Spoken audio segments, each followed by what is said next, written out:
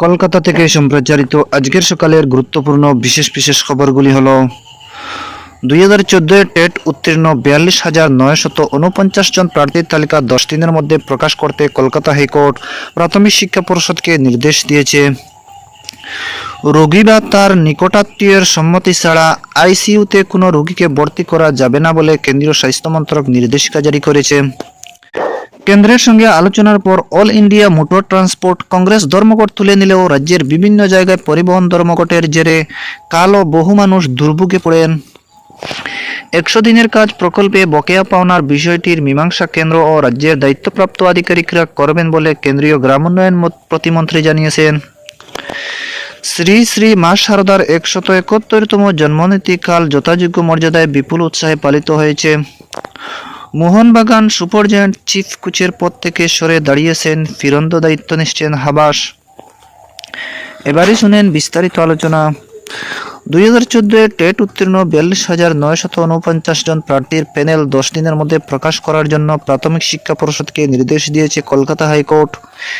এই প্যানেল প্রকাশের দাবি জানিয়ে আলাদা মামলা করেন কিছু চাকুরি প্রার্থী।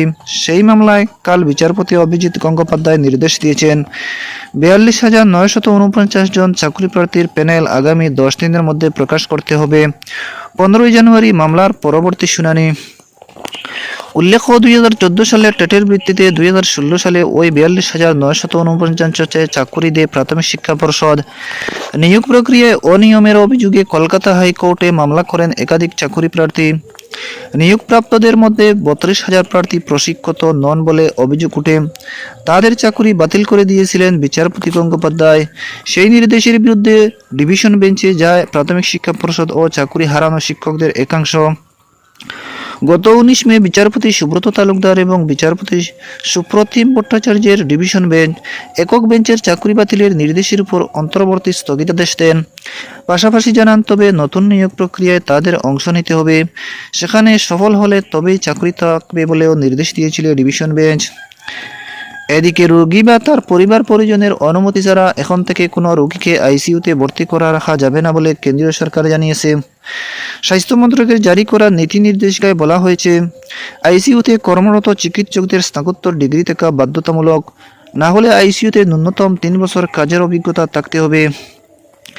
ইন্টারনাল মেডিসিন, ফুসফুস বিশেষজ্ঞ, শল্য চিকিৎসক এবং আপতকালীন পরিস্থিতিতে বিশেষজ্ঞ চিকিৎসককে আইসিইউতে রাখতে হবে। বিভিন্ন ক্ষেত্রে 24 জন বিশেষজ্ঞ চিকিৎসক নিয়ে গঠিত দল এই নির্দেশিকা তৈরি করেছে বলে স্বাস্থ্য মন্ত্রকের তরফে জানানো হয়েছে। এর মধ্যে ছিলেন পশ্চিমবঙ্গের 2 জন বিশেষজ্ঞ চিকিৎসক।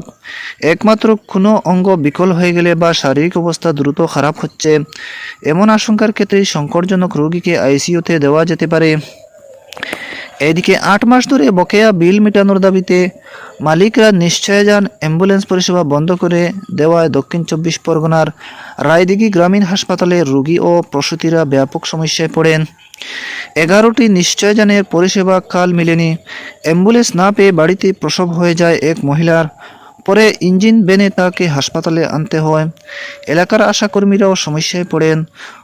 ধর্মঘাটীদের অভিযোগ, বকেয়া পাওনা মেটানোর আর্জি নিয়ে ব্লক স্বাস্থ্য আধিকারিক ও জেলা শাসকের কাছে বারবার দরবার করেছেন তারা, কিন্তু কোনো সুরাহা হয়নি।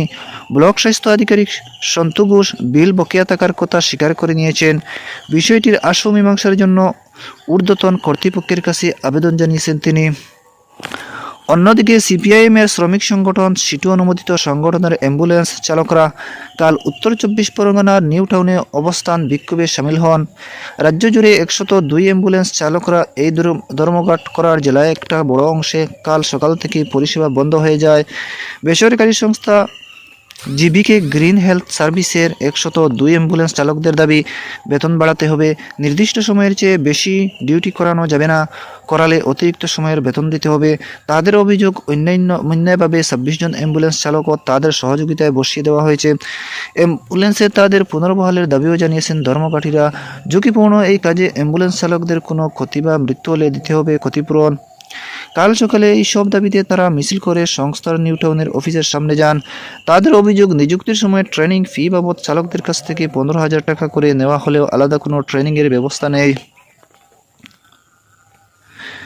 এদিকে ডেঙ্গু আক্রান্ত হয়ে এক কংগ্রেস নেত্রীর মৃত্যুতে বনগাঁও হাসপাতালের বিরুদ্ধে চিকিৎসা গাফিলতি অভিযোগ উঠেছে। উত্তর 24 পরগনার বাগদার রামনগর এলাকার বাসিন্দা বছর 56 এর মনিকা তরফদার প্রদেশ কংগ্রেস সেবা দলের রাজ্য কমিটির সদস্য ছিলেন। সোমবার হাসপাতালে ভর্তি হন তিনি, মারা যান গতকাল। ডেথ সার্টিফিকেট ডেঙ্গুর উল্লেখ রয়েছে। তার 6 মাসের নাতিও ডেঙ্গু আক্রান্ত, বাড়িতে চিকিৎসা চলেছে শিশুটির। এদিকে গত পঞ্চায়েত নির্বাচনে মনিকা তরফদার বাগদা থেকে জেলা পরিষদের আসনে কংগ্রেসের টিকিটে দাঁড়িয়েছিলেন। পরিবারের অভিযোগ, হাসপাতালের গাফিলতির জন্য চিকিৎসার সময় পাওয়া যায়নি। এদিকে লোকসভা ভোট ঘোষণার মাস দুয়েক আগে থেকেই রাজ্যের আইন শৃঙ্খলা পরিস্থিতির উপর নজরদারি শুরু করল নির্বাচন কমিশন। রাজ্যের যে কোনো জেলায় হিংসার ঘটনা ঘটলেই কমিশনকে তার রিপোর্ট দেওয়ার জন্য রাজ্য প্রশাসনকে নির্দেশ দেওয়া হয়েছে। পাশাপাশি প্রত্যেক সপ্তাহে আইন শৃঙ্খলা সংক্রান্ত রিপোর্ট কমিশনারকে দেওয়ার নির্দেশ দেওয়া হয়েছে। রাজ্যের মুখ্য নির্বাচন আধিকারিক আরিজ আফতার কাল দুপুরে বিভিন্ন জেলাশাসকদের সঙ্গে ভার্চুয়ালি বৈঠক করেন। সেই বৈঠকে কমিশনের এই নির্দেশ জেলাশাসকদের জানিয়ে দেওয়া হয়েছে বলে নির্বাচন দপ্তর সূত্রে খবর। এদিকে যান চালকদের সঙ্গে আলোচনার পরই নতুন ভারতীয় ন্যায় সংহিতা কার্যকর করা হবে বলে কেন্দ্রের আশ্বাসের পর all India motor transport Congress গত রাতে ধর্মঘট তুলে নিলেও এ রাজ্যে বিভিন্ন জায়গায় আজও ট্রাক, ট্রেকার এবং বাস চালকরা বিক্ষোভ সামিল হন। এদিকে পূর্ব বর্ধমানের কালোনা, কটুয়া, ঘুষকরা, রায়না, জামালপুর, গলসি ও খণ্ডঘোষ রুটে কাল সকাল থেকে বাস চলাচল বন্ধ হয়ে গেলে বিপাকে পড়েন নিত্যযাত্রী থেকে সাধারণ মানুষ, স্কুল কলেজের পড়ুয়া সকলেই।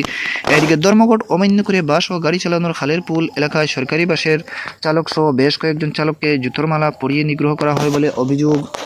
অপরদিকে 100 দিনের কাজ প্রকল্পের বকেয়া টাকা মেটানো নিয়ে প্রধানমন্ত্রীর সঙ্গে মুখ্যমন্ত্রীর বৈঠকের পর কেন্দ্রের তরফে 2জন নোডাল অফিসারকে দায়িত্ব দেওয়া হয়েছে। রাজ্যের 2জন আধিকারিকের সঙ্গে কথা বলে তারা বিষয়টি মীমাংসা করবেন বলে কেন্দ্রীয় গ্রামোন্নয়ন মন্ত্রী সাধ্বী নিরঞ্জন জ্যোতি জানিয়েছেন।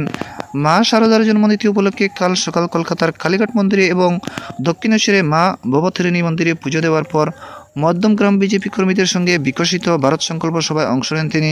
পরে সাংবাদিকদের কেন্দ্রীয় প্রতিমন্ত্রী বলেন, রাজ্যকে বঞ্চিত করা তাদের উদ্দেশ্য নয়।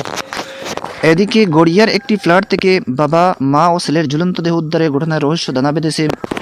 শনিবারের পর পরিবারের কাউকে দেখা যায়নি। পচা গন্ধ পেয়ে প্রতিবেশীরা কাল সকালে পুলিশে খবর দিলে দরজা ভেঙে তাদের দেহ উদ্ধার করে পুলিশ। 75 বছরের স্বপন মিত্র, তার স্ত্রী 68 বছরের অপর্ণা এবং তাদের ছেলে 39 বছরের সুমন রাজকে ফ্ল্যাটের 3টি আলাদা জায়গায় ঝুলতে দেখা যায়। প্রাথমিকভাবে এটি আত্মহত্যার ঘটনা বলে পুলিশের অনুমান। সুমন রাজ্যের একটি ফেসবুক লাইভের খোঁজ মিলেছে, যাতে খুব অভিমান, হতাশার নানা স্বগতোক্তি থেকে মানসিক অবস্থা বোঝার চেষ্টা করেছে পুলিশ।